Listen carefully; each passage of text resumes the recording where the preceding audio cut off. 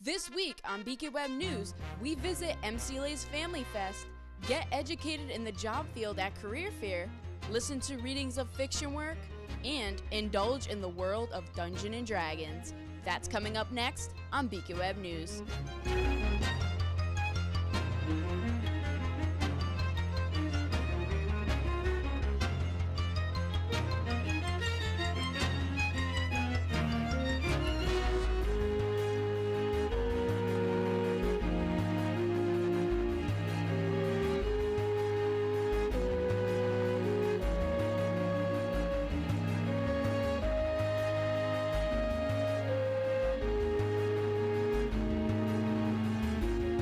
Welcome to the October 24th episode of Beacon Web News. I'm Karina Matera. This past weekend, MCLA hosted their annual Family Fest. BWN's Victoria Weichel stopped by to see what the family-filled air was brewing. As we've shown, it becomes time for MCLA Students Activities Council to host their annual Fall Family Fest. We caught up with Zach at the Family Carnival and Chowder Fest. Students could take photos, get them made into keychains, have chowder with Student Government Association, listen to music with WJJW, get their face painted, also take a ride with a mechanical pumpkin, and get lost in an inflatable corn maze. Crafts and demonstrations were available from different clubs and organizations, including Pin the Bow Tie on President Birch by the Birch Club. We talked to SAC President and Jason Chair about Family Fest and the favorite activities table. We have a lot going on. We have 11 different clubs co-sponsoring here, doing different activities to engage with students and their families. And we planned it to do like a nice little fall theme. So we have a lot of pumpkins here. We have a corn maze. And the best thing here, I would say, is our mechanical pumpkin. Because people think that they can do it and then they just fall right off. But it's a really great time today. Oh, my favorite event so far is the Society of Physics students came, and they have a little like a wheel that they're standing on, and they're showing people like different like centripetal force or something with weights, and they're having people spin around, and they have little different engaging activities for students. It's really cool, and we don't usually see a lot from them, so it's great. Because like freshman students or transfer students haven't been here, and most likely their parents haven't been here. So it's good. Everyone can walk around, meet each other, find new friends. Just a great way for like the community and everyone to like kind of like meet and like get like interactive. And then my favorite table, my favorite activity right now, actually President Burge is the advisor of Burge Club. So they're doing Pin the Bow Tie on Burge because that's like his signature like bow ties. So that's really fun.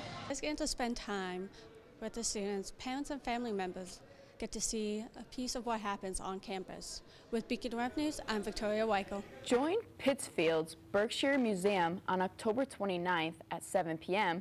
for Fear in America, Poets Creating Conversation. As the event is only 2 days before Halloween, they are asking for poets to talk about and create conversation towards what really scares us in America. All they ask for is no personal attacks, and if you feel the need to address something specific, you can anonymize it. They are accepting anything from poetry to a short story. The work of art must be 4 minutes or less. Collaborations are encouraged. Make sure to register for a spot as space is limited. You can sign up for it at wordxwordfestival.com under Fear in America. 4AD presents Tune Yards as she plays at Mass Mocha on Tuesday, October 30th. She will be joined by an 8-piece band, U.S. Girls. Tickets start at $25 and the tunes will begin at 8 p.m. sharp. For the future leaders of the world, MCLA hosted a career fair last Friday for students to attend and meet new employers. BWN's Allie Tino was there to see the process take place. The lingering question of what comes next following graduation is a daunting question that many face. I'm here at the first career fair that strives to help both ease the burden and prepare students for what comes next following MCLA. Friday, October 19th, marked MCLA's first career fair, an event that brought in numerous recruiters in search of finding new students for internships and future positions. Dale Osef, a recent hire for the school who specializes in helping students with resume building and job placement, says much went into planning the event. We have grad school programs here today. We have financial companies. We have recruiting companies. We also have healthcare and an array of other things, looking for internships and full-time employees. For the companies who attended, it was largely unanimous that their primary goal was to find students who are passionate about what they love and possess a strong work ethic. So really we're just looking for someone who's genuine about working with individuals with developmental disabilities. There's so much to do in the field that we don't really care if you're more interested in education or analyzing behaviors, putting in function-based treatments, occupational therapy. There's just so much to do in the field that as long as you're passionate about working with these individuals, we're going to find something for you and you're going to find something that you like as well. Students interested in finding jobs post-graduation felt that for a first career fair, the event was widely successful. I think every single table was very informational. They were very willing to help out and offer their answers and questions for everything. So it was really cool. This is really the first step into knowing what to do after we graduate from MCLA. It's just kind of it's a reassurance, basically. It's basically a path that we can actually see. Even Goodwill had a helping hand in the event.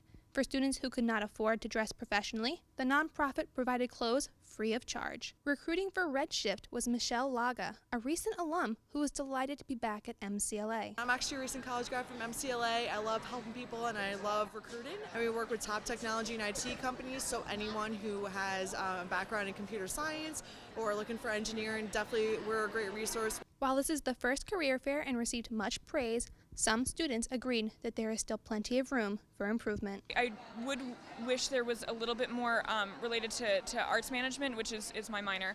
But overall, there is good diversity. I've definitely found people to talk to. For now, we're going to do this every fall, and then depending on how streamlined the process becomes, we might expand it from there. But for now, you should look out for it next fall. Students not only came dressed to impress, but have now made lasting connections that will prepare them for graduation. For Beacon Web News, I'm Allie Teenel. On Saturday, October 27th, the North Adams Uno Community Center is hosting a Halloween party from 2 to 4 p.m.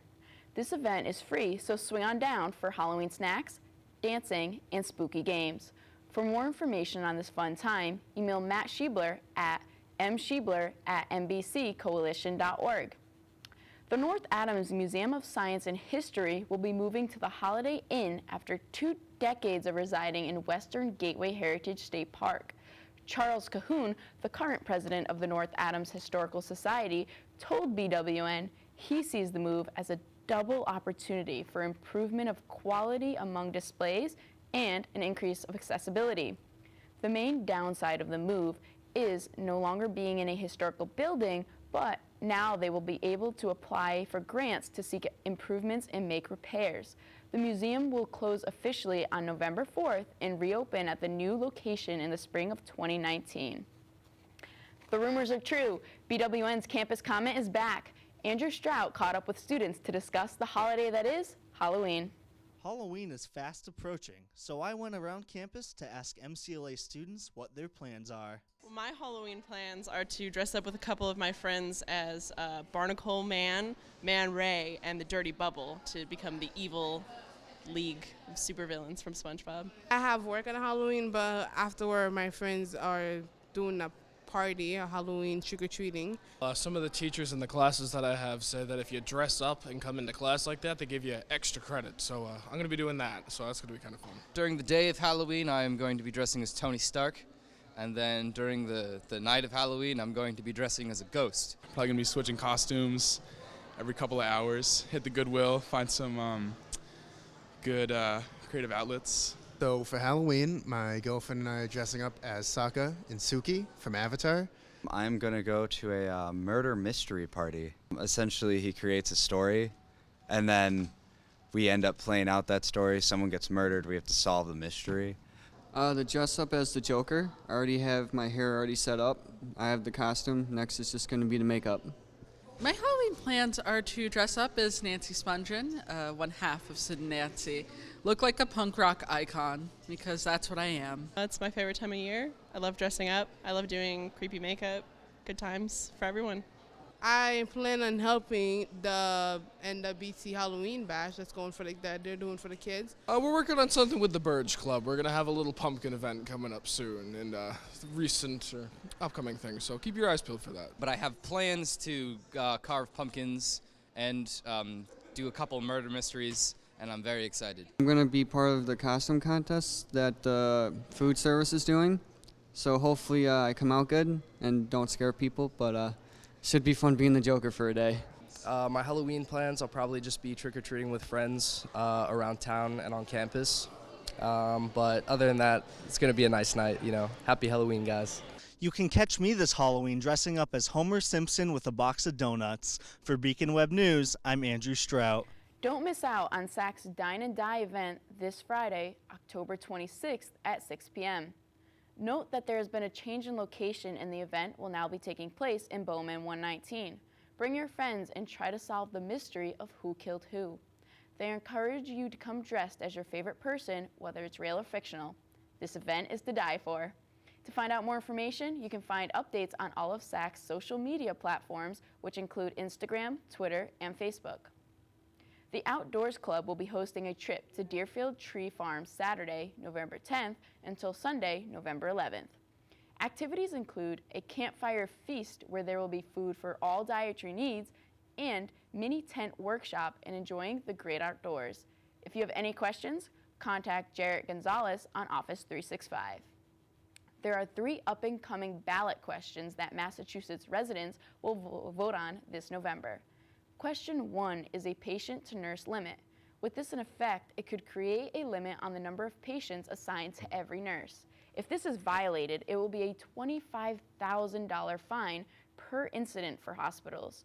Berkshire Health Systems are very concerned about this question because if it were to pass, they state it would add $22.8 million to the hospital's budget and they would have to hire about 125 new nurses. So on this week's edition of Take Note with Andrew Belargin, he discusses his views on question number 1. Question 1 in this year's Massachusetts ballot will not only impact nurses in hospitals statewide, but also the general public in our state. A similar state law was passed in 1999 in California, in which, predictably, smaller hospitals faced significant financial pressure due to the need to hire many more nurses to remain functional under the new law. For as unfortunate as this is, simply put, we cannot allow simply turning a lesser profit to justify the extreme disregard some of our hospitals have shown our nurses, who work hard to administer care to those who need it when it is needed.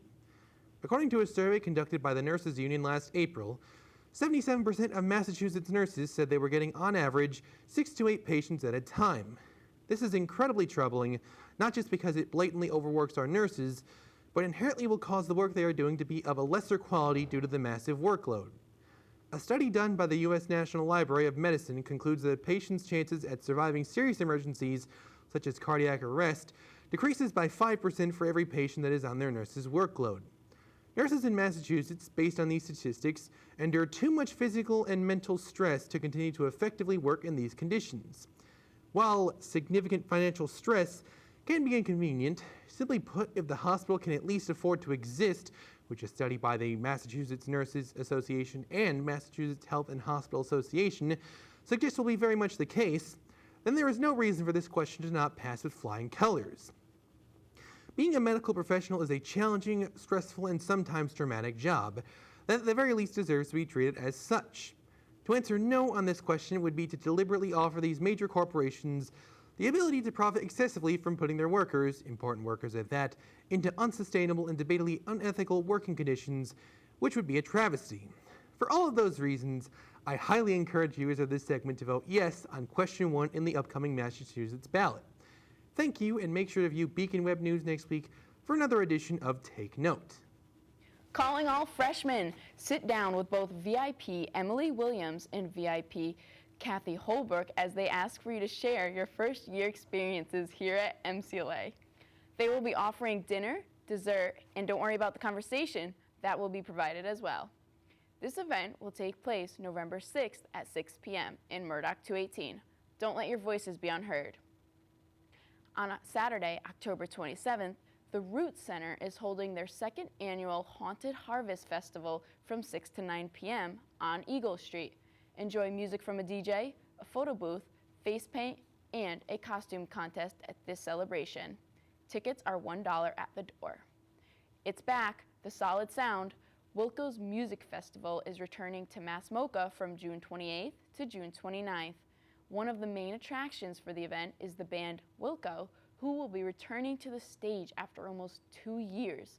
3-day tickets are now available, and for more information, you can visit solidsoundfestival.com, massmocha.org, or you can call the box office at 413-662-2111. On Monday night, author Stephen Dunn visited MCLA and gave a fiction reading at Gallery 51. He read from his book, Potted Meat, and his newest one, Water and Power. BWN's Erica Lucia was there to listen to his latest work. Chrissy Ann hears someone say she stinks. I said VIP. She goes to the corner of the playground and kicks the fence. I ask her what's wrong. Nothing, she says. I ask her if she's coming to baseball practice. I already know she is because her dad and my stepdad are the coaches. They say her dad is racist, but he is always nice to all the black people on our team. Gallery 51 had a full house Monday night as Stephen Dunn, the author of Potted Meat and Water and Power, read sections of his writing to the MCLA and North Adams community. With his raw honesty, Dunn allowed for listeners to put themselves in his shoes. I should have joined the Navy for my father God and my Uncle Sam. Hell no, I say. What I look like fighting for the man? I'm going to college, Jack. Visitors of Gallery 51 became engaged in his reading seconds after he began. Potted Meat shines light on the struggles of an adolescent boy growing up in a town in southern West Virginia. He brings up tough topics such as abusive parents, poverty, alcohol addiction, and racial silence. Potted Meat raises the tough conflict of how one seeks to escape or defeat the instability during repeated trauma. Those who attended Dunn's reading found a connection to him throughout his readings. Junior Danye Smith lets us know how his readings impacts her as an African American woman. It's really important as a black poet to listen to other black poets because you're going to find links in whatever you're writing to whatever they're writing, and you're always going to find something new too because you're listening to someone who's not you and has lived a completely different life. His second reading was his new book, Water and Power. Water and Power brings the reality of the life of a veteran to the eyes of those who may have never experienced trauma in that disguise. Dunn shared that he hates military narratives because he feels that they only focus on the white man's pain without focusing on anything else and reversing the image of the reality within the military. Challenging that narrative, Stephen Dunn reminds those who ignore the reality that the reality is important to remember. Welcome to my boot camp, shipmates. Oh, look at you three cuties. Can't be separated, huh? What corner of this great nation did you all crawl from? West Virginia. Black people in West Virginia? I'm surprised you all have teeth. Sophomore Delana Yamawaki said she plans on reading his new book, Water and Power, but also found a connection between Dunn's reality and her own. And as a woman with PTSD, while I don't have any military experience in the Army or Navy, I do think it's a very underrepresented issue. Dunn has won the 2015 Tarpaulin Sky Book Prize and is a finalist for a Colorado Book Award. While training himself to listen and feel to shape his writing, he also begins writing with an image and even writes down things as they happen. He was never assigned a reading about non-whites growing up, so this is his way of getting back what was taken from him. From Beacon Web News, this is Erica Lucia. Let's do the time warp again by joining IGE's showing of the Rocky Horror Picture Show Friday, October 26th at 7 p.m. It's just a jump to the left in Sullivan and a skip to the right to view the 1975 cult classic. Come decked out in a costume and the winner receives a $25 gift card to Walmart. Happy viewing. Last Tuesday, the Pittsfield Community Development Board approved a 25-acre solar panel construction project to further help power the city. The panels will be installed at the Pontusic Lake Country Club, and members of the club are upset that the project will ruin the beauty of the golf course. The ZBA will continue to listen to these concerns until early November, when they will make a final decision about the location of the solar panels. SAC will be hosting a mind reader show featuring mentalist and hypnotist Joshua Seth. The show takes place on October 24th in Murdoch 218 at 8 p.m. There will be plenty of seats, so be ready for a show that's going to be out of your mind. Getting into the spooky spirit, MCLA's theater program put on a spectacular performance this past weekend of the dramatic comedy She Kills Monsters. BWN's Shanquelle Dennis was able to attend the show to see it up close and personal. Students, staff, and family members had a chance to get swept away in the world of Dungeons & Dragons this past weekend in She Kills Monsters. She Kills Monsters features talented students, sets, and puppets. Amanda Gilmore talks to us about what the play is all about. I play Agnes Evans, and she's a 24-year-old high school English teacher. She is finally moving out of her apartment after dealing with the tragic loss of her family, including her younger sister Tilly, and she's moving into an apartment with her boyfriend, so she has to kind of clean out her family home. And in doing so, she finds a notebook in her little sister Tilly's room, and it's actually a campaign that she wrote, a Dungeons & Dragons campaign. So in an effort to try to get to know her sister better, because she can't do that now that she's gone, Agnes decides to play the campaign. I play Tilly Evans, aka Tillius the Paladin, who is the leader of this group's D&D party.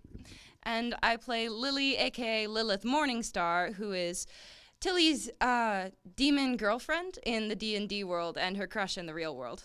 So I play Calliope/Kelly, and Calliope, she has probably been one of the most fun roles I've ever had to play in any production I've ever been involved in, because I love fantasy. That's like one of my favorite genres to like read or like just watch on TV or whatever. And so she's a dark elf, so she's very agile, and she's supposed to be this gorgeous, like almost elven supermodel. She's a really fun character to play, and it's very nerdy, and I love it a lot. Cast members talked to us about how they prepared through combat training. So we've been in rehearsals for about a month and a half now.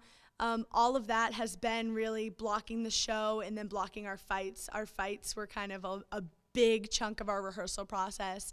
As you saw, we have 8 big fights in the show, and they're all unique to characters and different weapons and different creatures from the Dungeons & Dragons world. It's been a lot of work. We spent a lot of time working on and constructing our own armor, and we also had a hand in the designing of it, so that's been a lot of fun. We did a lot of work learning and perfecting all of the fight choreography we do, because we have to do it perfect every time, otherwise it won't work. Everyone should come see She Kills Monsters, because I think it's a really fun show. I think it has something for everyone. Whether you know Dungeons & Dragons or you don't, it's a great opportunity to learn about it. I didn't know anything about Dungeons & Dragons before we started the show, and now I think it's really cool. But yeah, there's a lot of fight sequences. There's action, there's comedy, there's drama. It really has something for everybody. You can catch the show this weekend, Friday, October 26th at 8 p.m., Saturday the 27th at 2 p.m. and 8 p.m., and Sunday the 28th at 2 p.m. Monday, October 29th, beginning at 11 a.m., you can stop by the Campus Center Marketplace and learn about LGBTQIA history. For more information, you can contact Identity and Gender Resource Center at Facebook and Instagram at MCLA IGE. Sexual assault is a serious issue on and off campuses. October 24th to the 26th, It's On Us will be tabling in the Campus Center Marketplace for students to sign the pledge to help create a safe environment. By doing so, you'll not only use your voice to stand up for others who have been previously affected, but to prevent others who may suffer in the future. Sponsored by the Women's Center, tabling will occur from 11 a.m. to 2 p.m. And kicking it off for sports, BWN's Julia Texera recaps us on the recent fall game activity on this week's sports segment. Thanks, Karina. First, let's go over some local high school football scores. Drury High lost their game on Friday, October 19th against Monument Mountain with the score of 20-12. The Hoosick Valley Hurricanes were able to snag the close win against the Pittsfield Generals with a score of 36-32. And McCann Tech lost against Smith Vocational with a score of 30-27. Finally, Mount Greylock pulled in for a 22-18 win against Mahar. Now, let's switch over to the MCLA Trailblazers. The men's soccer team took a 2-0 loss against Salem State last Friday, putting them at 0-13 for the season. Hopefully the Trailblazers can pull in for a win at their last home game tonight at 6 p.m. against Keene State. The women's team was away at Salem State on Saturday and lost 4-0. And on Wednesday, the volleyball team caught a win against Fitchburg State 3-0, but lost on Saturday against Simmons 3-0, putting them at 7-15 for the season. The fall sports season is coming to a close, and the first men's basketball game will take place on Friday, November 9th at John Jay, and the first women's basketball game will take place at home against Springfield on November 10th. And for Beacon Web News, I'm Julia Texera. SAC wants to make sure that you get into the Halloween spirit. Starting at 1 p.m., you can stop by the Campus Center Marketplace and enjoy some homemade Halloween goodies. The Angels are gearing up for another busy holiday season, thanks to a generous donation of $2,500 from Berkshire Money Management. The Thanksgiving Angels are one step closer to providing turkeys and sides to local residents in need. In years past, witnesses claim to see lines going out the door, and donations usually arrive within the week prior to the holiday. Since planning such a huge event takes a massive amount of time and preparation, Thanksgiving Angels hope that those in the area will consider donating early, as the turkeys alone could cost $22,000. The goal is to ensure everyone has a warm dinner come this holiday season. That's it for this episode of Beacon Web News. To stay up to date with us, follow our official Facebook page at www.facebook.com/MCLABWN. Thank you for watching, and we'll see you next week.